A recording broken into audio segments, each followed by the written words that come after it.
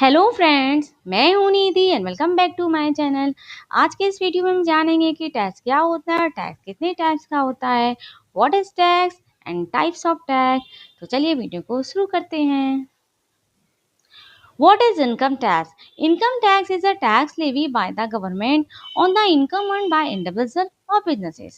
It is one of the main sources of revenue for the government used to fund public services like education, healthcare, infrastructure and defense. Yani, tax is the compulsory financial charge imposed by the government on individual or businesses. यानी कि tax जो होता है वो company charge होता है जो कि गवर्नमेंट के द्वारा लिया जाता है इंडिविजुअल और बिजनेस पर। The government uses this fund for public services like road defence, bridge, dam, water supply, electricity supply, school, college, इन सबको चलाने में काफ़ी पैसा लगता है जो गवर्नमेंट हमसे टैक्स के रूप में लेती है। सिंपल शब्दों में हम कह सकते हैं जैसे कि स्कूल फीस से स्कूल चलता है वैसे ही टैक्स से देश चलता है। इंडिविजुअल जो है, इंडिविजुअल पे income tax on their salary, wages और अदर इनकम। इंडिविजुअल जो है टैक्स जो अपने सैलरी पे, वेजेस से या फिर उन्हें किस तरीके का और इनकम हो रहा है तो उस पर देते हैं। बिजनेस पे income tax on their profit, business जो है इनकम टैक्स अपने प्रॉफिट पे देते हैं। Think of it like this, you earn, you spend, you own. आप कमाते हैं, आप खर्च करते हैं और कुछ चीज़ों के मालिक बन जाते हैं।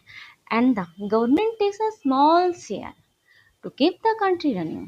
गवर्नमेंट जो है उसमें से हमसे थोड़ा सा हिस्सा लेती है देश को चलाने के लिए।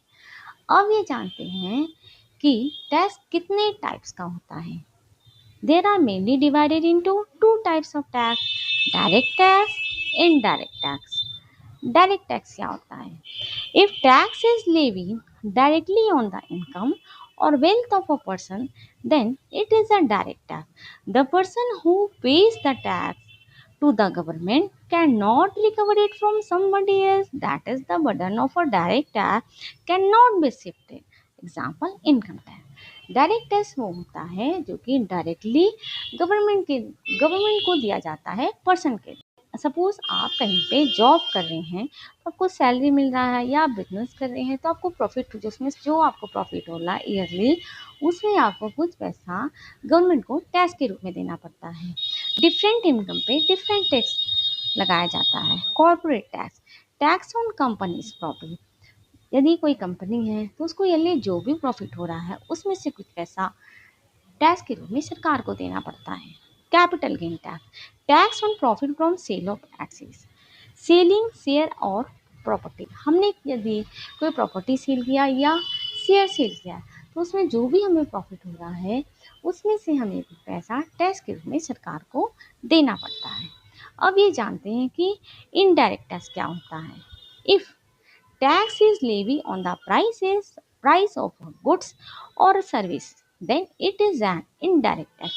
Example, goods and service tax, GST, or custom duty. In the case of indirect tax, the person paying the tax passes on the incidence to another person.